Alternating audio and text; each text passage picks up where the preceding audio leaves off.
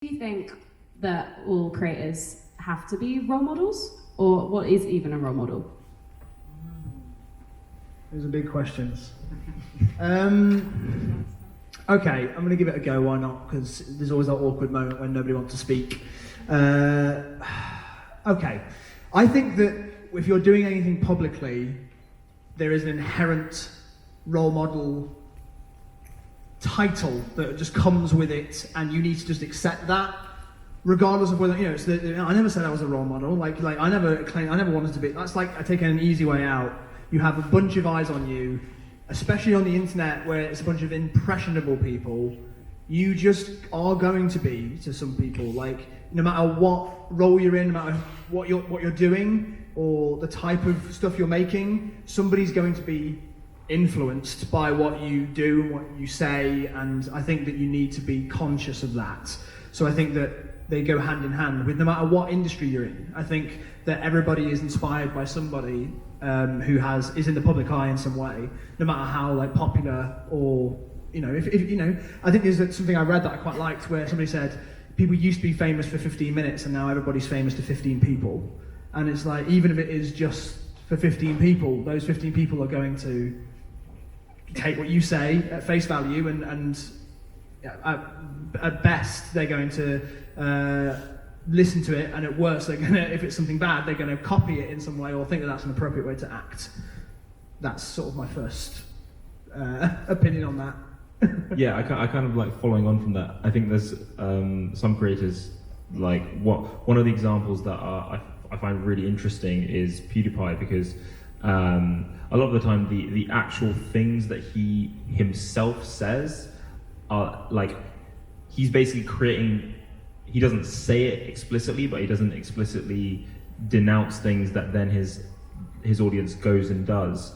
And then what happens is that he basically can say, he can basically be like, I'm just being me, it's not my responsibility to manage my audience, which is in a way true, because you can't really manage many people like that. However, that doesn't give you a free pass.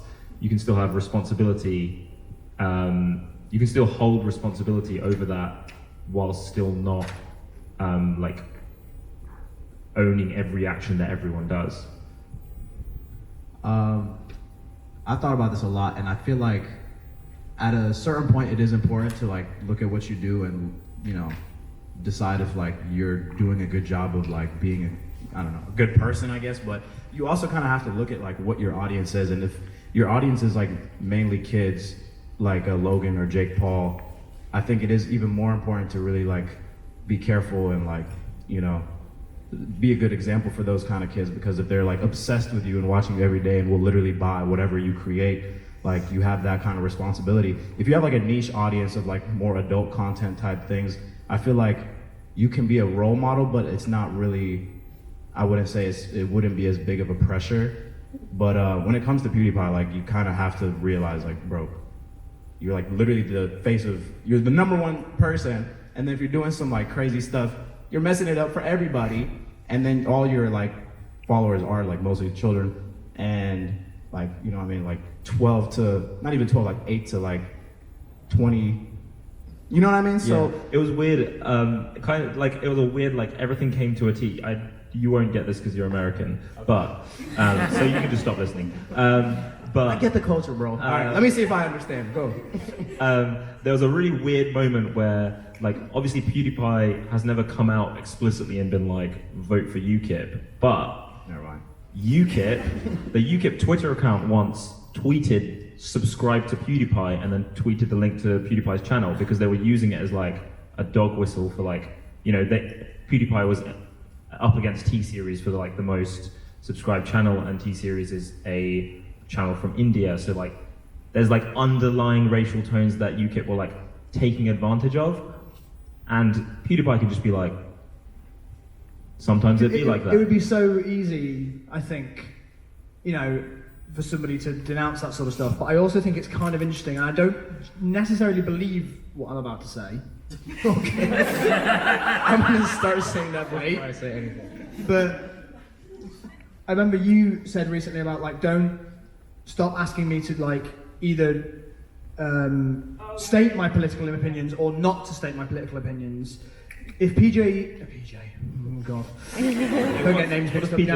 If PewDiePie doesn't want to get involved with anything political at all and doesn't want to weigh in on that, I think that's kind of up to him. That's not what he's doing. Right. So, yeah, well, Sorry, I think the point he's making is that he's doing it in a shady way. Mm-hmm. So he's not outwardly coming out and going, I support Nazis, but he has one as a guest and goes, here's a cool guy who I'm friends with, who I'm using my platform to promote, and this is a crazy alt-right dude. So it's like he's using the platform to very like carefully lean towards things, but not in a way that would have him just cancelled. But so it's quite clever. But then there was a couple of like I don't know, white supremacist incidents where PewDiePie was like directly mentioned, and then he made a video called "Ending the Subscribe to PewDiePie Meme," where he was just like stop this. Yeah. Like clearly this has been taken over by white supremacists. Like I think we just need to like stop. And like he got there in the end. He like went through that, and like it took something really extreme for that mirror. Yeah, but do you not think that was a little bit because he was leaning towards being like you get to a point where it's like, well, then someone does a shooting and calls him out, and that's going to affect his career, and this happens across the board. It's only when someone's career is on the line or their neck's on the block that they go, oh no, sorry, no, I'm actually not into that and I don't support it. But it's like, well, then don't have Nazis on your channel. Like it's You should have known before this happened. We're starting here. I was going to say, I said to people before we started the panel, I was like, we're going to avoid the topic of death because apparently that's like a thing that comes up in a lot of the news this year, unfortunately. And yet we've gone to mass shootings in like 5 minutes. It's fine. We'll just keep. Yes. Coming back to the original question, because I didn't really say anything on what you said. Like, do we have responsibility? I think it's funny that we associate it with being I hate the word influencer, but because you have influence, do you have responsibility? Well, because you're a human, you have responsibility. Like, in general, don't be a dick. And, and you guys know this, like, you don't do it when you're in a room with your partner. You don't do it when you're in a room with your mother. You don't do it when you've got your nieces and nephews and kids around. Like, and if you do, you're a dick. If you do, you're a bit of a dick. So, like, when you're hyper aware when there's kids around, you watch your language and you kind of watch how you're behaving and you want to set a good example for them. And it's the exact same, except you're in a room with a lot of kids, thousands, hundreds of thousands of kids, and like it's the exact same principle. It's just like don't be a dick anywhere, and then you're sort of covered wherever you are. Watch your language. There's children present. Yes, I'm sorry. There's hundreds and thousands of children present. Hundreds of thousands of children in a room, all looking at you. Terrifying. So, delving further into this, this year Lily Singh came out as bisexual, and the BBC, lots of news outlets have been discussing it, but the BBC referred to it as being worth celebrating. And do you feel there's a responsibility to use your platform to talk about your gender, class, orientation, race, disability, mental illness, etc.? Personally, I remember my boy in the back. He just came in. All right, I'm sorry. I've seen him every year. But so I remember the beginning of like when I started becoming, I guess, more aware of like how I kind of fit into America as a black person. It was really pissing me off that a lot of other like black creators were not talking about the kind of things that were going on in the news, like even though it was happening every single day and it was very prominent. And I felt like they all needed to have a responsibility to talk about it, and I still kind of do in a way feel like that. But after a while too, it's like, first of all, nobody talked about it, and then it became a trend to talk about things, and I was just like, all right, this is not how it's supposed to be regardless. But I feel like if you don't know what you're talking about, and if you're not comfortable talking about certain things, and if also it's like will take a toll on your own mental health, I don't think that you necessarily have to anymore. Just because sometimes, from what I've seen, some people just don't know what the heck they're talking about. So it's like, if they're pressured into talking about stuff and then they say it in a lot of ignorant ways, that could also create a lot of backlash. But you also have to think about the fact that like, you're not necessarily like the voice of your people, whether you're a certain race or sexuality or whatnot, but there are going to be people that like would like to be represented, and you could help with that, and like the people that do look up to you in that way. Those are all things that are like important to think about, I feel like, but I don't think there's necessarily a certain like you have to or you don't have to. Yeah, I agree that I don't like the words, you have a responsibility to talk about this. I think that from my own experience, I've been sort of pulling back more and more for the last few years about how much of my personal life I share at all. And I've been through a lot of like ebbs and flows with my mental health, and I've shared it sometimes on the internet, and then the more and more that time has gone on, the more I've realised that for me personally, I like dealing with that in my way, which is therapy, friends, family, and in my own environment, rather than like sharing that on the internet. And I think that now we live in a world where there are enough people that do put their support onto the internet for certain topics, be that for race, sexuality, mental health, whatever that is, that I don't need to add my voice to that. And I feel like there are enough places to go that are more intelligent than I am, and I don't really feel like it would be good for me to share my experiences that publicly, because I've grown up with the internet, putting myself on the internet since I was a teenager, that now I'm an adult, in a few years I'm going to be 30, I'm like, I don't think that's for me anymore, and I don't feel the pressure to do that. But I definitely used to feel like there was a pressure to do that. But there's also responsibilities that aren't just publicly talking about stuff, and I feel like, I know the guys on this panel, I feel like we all kind of do stuff behind the scenes, and this just comes back to being a good person. Like, you, when you're crewing up a team for a film, will try and make the team diverse and make sure there's gender and racial diversity, stuff like that. So it's not always about talking about it explicitly. Like, even the fact that I am a woman in film, for example, like whatever it is, whatever part of society you represent, I think sometimes it's good to be aware of the fact that people are looking at you as a role model, and like, just by doing something, just by being out there, just by representing and being a good person, you're kind of doing it without having to explicitly talk about it all the time if that's not what your thing is. Yeah, I kind of like following on from that. I think it is interesting. I think it's a different conversation, slightly when it's sexuality, because in a way everyone's like, society likes to default you to heteronormative standards if you don't come out and explicitly say that you're not. So I'm flagging that because I actually can't speak about this apart from that, because I'm. Well, I kind of can. It's an interesting thing that you've said, because I am bisexual, but I've never really said it. Because, to be honest, it's not a huge part of my life. Like, I've been in hetero relationships for most of my life, and like you say, it's that kind of thing where people just default to something and assume something, but it's not my responsibility to go on the internet and make a video about like me, like, kind of counteracting that norm. I think it's like I like to think about that in a way where it's like, I think that everyone's existence is inherently like political in a way where it's like, if you look at like Lily Singh, for example, her being a funny brown woman who is now going to have a late night talk show is in itself like the responsibility of like representing herself is just coming from the fact that she is who she is. And like, with like, for me, like, I'm Muslim, but I've never made a video about that. I've never really spoken about it other than like today's Eid, so I've like tweeted Eid Mubarak.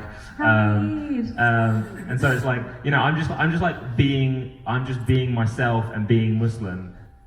But sometimes that's enough. That's what I mean. It's like, sometimes it's like, I'm just here and I think that's what everybody's striving for, isn't it? Yeah. It's just eventually we all want to just be, and that will be all right. But for a moment, I think there are some people in the crowds who need to be a bit louder about it. And I think you're right as well, Nathan. Sometimes those voices are idiots and they don't have a clue what they're talking about. And those are the ones that I wish people could ignore. I But think you feel like you need to counteract them. Yes. So I think there is like, it's weird because sexuality isn't really, it doesn't affect me day to day, but my mental health does. And so I find myself talking about that more. I think also because I know, like for me, that's been more, my sexuality hasn't been a struggle for me. And I know it is for a lot of people, but it hasn't been for me. So I feel like it would be sort of disingenuous for me to talk about it like it was. Whereas my mental health has been a real struggle. And I think when you go through situations that are difficult for you, it almost, not that you feel a responsibility, but it almost means you're not suffering in vain if you can help somebody else. So a lot of the time when I talk about my mental health, it's just because it's like, well, this sucks. This is horrible. Could I find some good in it? Yeah, I could help someone else maybe not feel this way today. So I think that's why I talk about that more. And also, again, it's just representation. Even if I don't go into all the details of it, it's like just by saying, I'm a person who does this job and has reached this stage in life and sometimes feels this way and is battling all this mental stuff. So you can do it too. It's sort of just letting people know they don't feel, letting people know they're not alone and letting people know other people are going through it too. And you don't have to always go into too much detail, or even be that explicit about it. I think a good example of that would be like Dan Howell. I think for a long time he was just like, he didn't want to talk about it. He wasn't ready. He was still going through the journey that he was going through. And I think that like he says it in his video where it's like, I think either that or I spoke to him about it, but it's like he wasn't ready to speak about it, and if he did, he would have just been an idiot. He would have been that idiot, and now he isn't that because he's gone through the full journey and is able to now not talk documented about that journey. He's gone through it, and then he's come to a conclusion and gone, "Here's what I've learned from this." Right, because if he was like 1 year in, he would be like, "This is how I feel about it," and like maybe still like unlearn. I mean, this is maybe, and I'll be quite sensitive about how I talk about this, but a long time ago, Chris Crocker was a big guy on the internet. Does anyone remember Chris Crocker? Woo! Is he Yeah? Britney Alone, Matt? Yes, Leave Britney Alone was Chris Crocker. And for a long time, he seemed to be either a trans man, a trans woman, or at least felt more comfortable in women's clothes, and was documenting himself talking about that. And then a few years later, he was like, "Oh no, that's not me anymore," which is fine. But that entire time, he was like all about that, and this is who I am. And then it changed, which is, like I say, it's okay. But it's that journey that he was on. He documented it the entire time. And seemed like he was a confident voice, but that turned out to be not as confident as he thought it was going to be. I think that's everybody's journey, but it's that I struggle personally with just the idea of documenting that entire time. It just gives me anxiety even thinking about it. It's the difference of and I've really, really reined this in the past few years, but it's the difference between me splurging my thoughts and feelings online when I'm in a bad mental patch versus waiting to come out of that bad mental patch, seeing what helped me, and then being able to go online and go, okay, so I'm in a good patch now, but I had a bad patch and this is what helped. And therefore it's just more helpful to people to get that than to just see someone imploding online. It's so hard. I've seen this with friends and with people I follow where you're just watching a feed of a really troubled person. And I'm not saying it's wrong, it's, everyone has their own thing.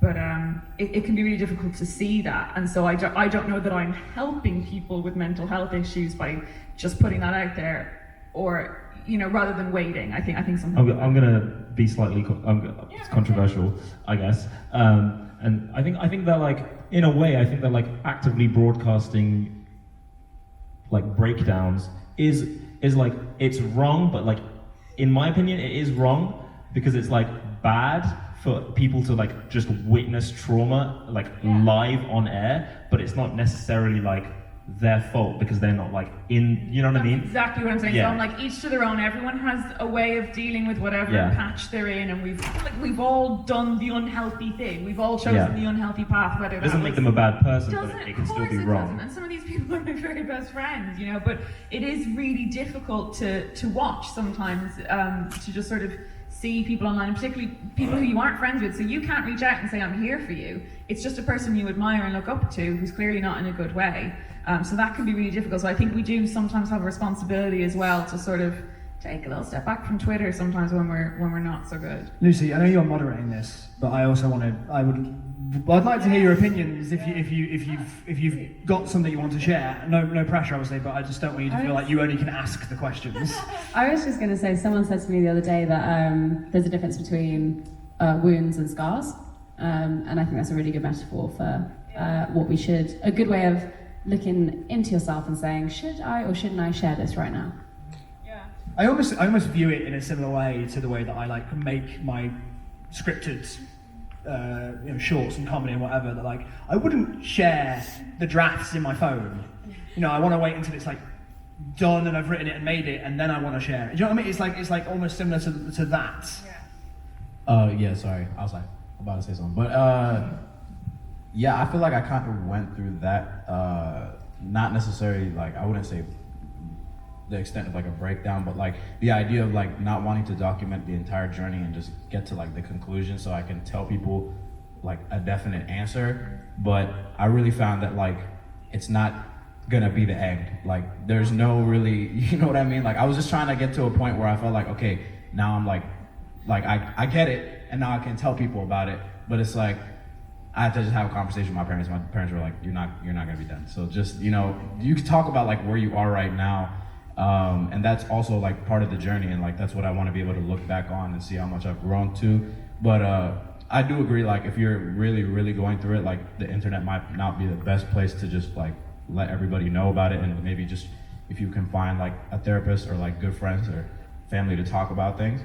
But yeah, I would say like I do enjoy the fact that like my life has been from freshman year of high school to now I just graduated college. And like each part of that has been like a completely different part of like my own mental health, like where I am. And I was like so stressed out before, and I was like, yo, like the future is terrifying. Like, I don't know what I'm doing. And then now I'm looking at myself, I'm like, dang, everything's gonna be okay. So the murmur in the audience is there. It turns out I'm ready. Nathan, go. Keen, so I'm gonna just bow out. Hazel doesn't really know about any of this. I which don't is really even funnier. follow tea stuff online because I don't really care. There's a channel called Peaceful Cuisine. Right. He's got this coffee shop and he makes his own tea. Are you trying to be funny? What's my But turn? I'm just recommending you an actual channel. But also, Like I'm familiar with what happened.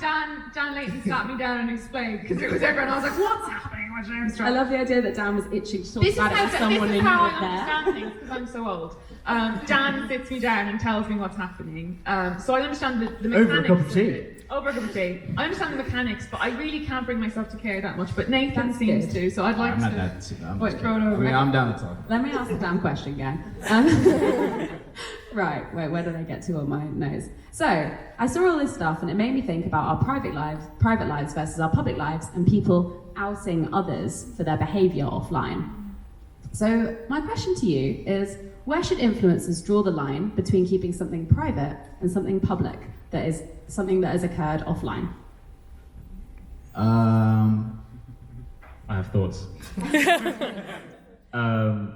I think that if you're making it public, like there has to be I'm gonna put my journalist hat on, but like there has to be a public interest in the story. Like sometimes I feel like it's a dispute that like is in the industry, like the Tati and the James Charles thing. But then if like the audience is at risk in some way, it's like the audience deserves to know, like that you have a responsibility to let them know that something is going wrong that affects them. However, if it's like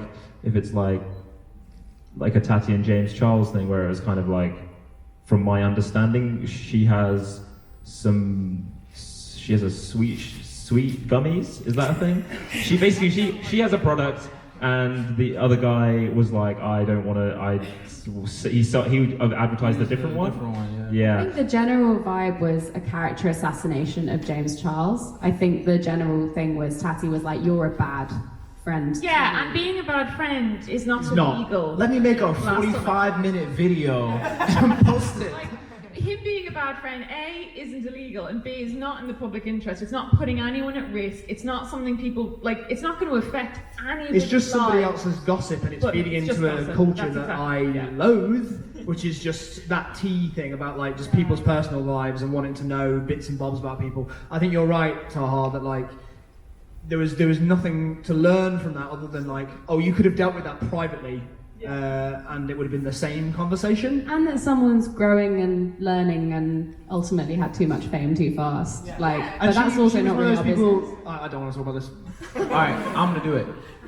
I'm not a fan of either of them. I really don't care about this whole thing. But when I just saw, like, I'm looking and I'm like, okay, what's going on here? I don't know anything about James Charles. I don't really know anything about her. And then I looked at, like, the fact that she's, like, a 37-year-old woman making, like, a 50-minute video about this, like, 19-year-old kid who she's basically been a mother to this whole time. And a lot of the things that she was talking about were, like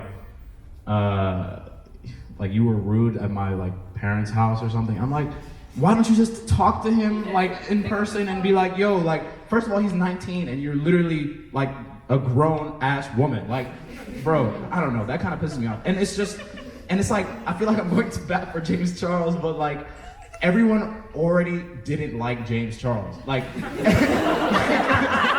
like, before all this stuff came out, everyone just was waiting for something so that they could, quote unquote, cancel him. So when 3 million people unsubscribed, it's like those people were, like, waiting for something to, like, come out.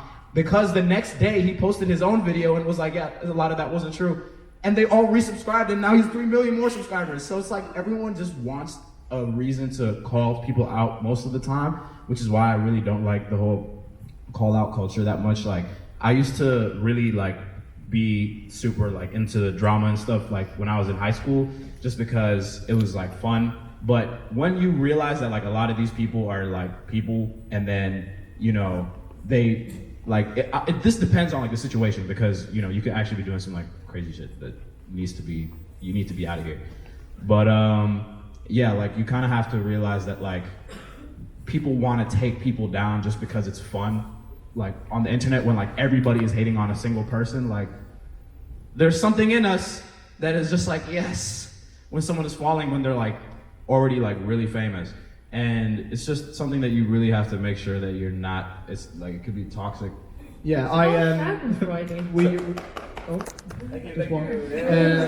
I really liked, and this is just almost just like a thing. This is not a big point. I just really liked Aziz Ansari's new stand-up on Netflix, which basically felt like the most relevant topic I've ever seen anybody deal with about, you know, all this call-out culture and cancelling people and all of that sort of stuff. And, you know, I thought he dealt with it super well, and I thought it was, like I say, relevant, and I thought, yeah, I just thought that was, like, a really well put piece of work about all of this stuff. He's a really good example, because it's like that kind of thing. Information, if it's a personal experience and that creator personally treats you really badly, then I think you're naturally going to stop enjoying their content, like, and you're seeing firsthand that someone's being bad. But I think a lot of the time as well, when something comes out online, like, for example, this Tati video, you're not seeing a full picture, you're seeing a tiny slither of what's been going on. And I think that's really important to bear in mind, is that on the internet we're seeing, like, sieved information that's, like, not necessarily a full picture. So hearing, or like your friend is like, oh, I saw that person live and they threw a bottle of wee at something, I don't know. What do people do? Like, they just be really weird on stage. But, like, if you hear that through people, it might not have happened even. It might have just been a story, and, like, I don't know. I think I'm taking you quite literally when you say you've heard someone's not a good human being. And when I said no, I mean, I would find it hard to watch it. I'm not going to judge people who still do, but I would find it hard. Now, when I say not a good human being, I don't mean you promoted the wrong gummies. I don't care.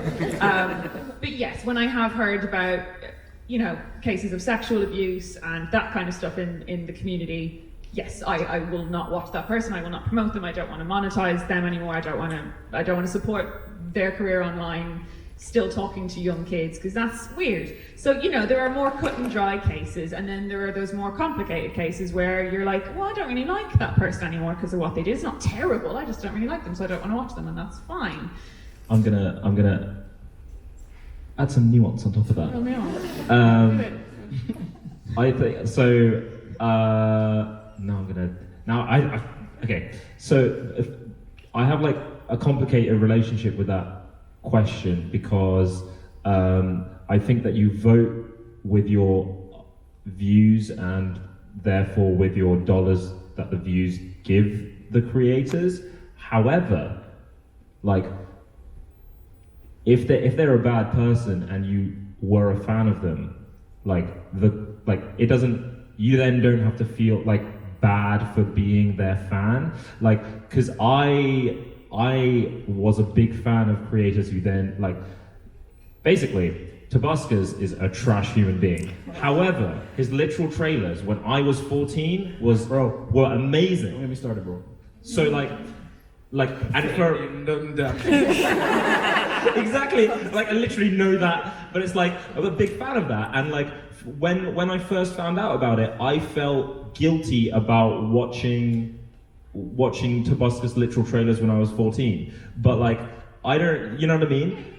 You don't have to feel like it's one thing. I'm just saying it because I like went through that myself, where I was kind of like I felt bad about it, but I didn't know. But then also since then, I have wanted to go back and watch one of those literal trailers to revisit my childhood, and like I'm like, oh, but I don't want an ad to run against it, so I'm like, ad blocker. You know what I mean? Like it's like, you know, you're trash, but like this is my childhood. So like what am I supposed to do? And Yeah, so, like, I think that all evolves into different places as well, like in movies and whatever. Like Kevin Spacey, apparently, you know, seems to be a complete trash human being. Yeah. But American Beauty is one of the Still gonna watch greatest American films Beauty. ever made. And, like I can't like separate that in my head.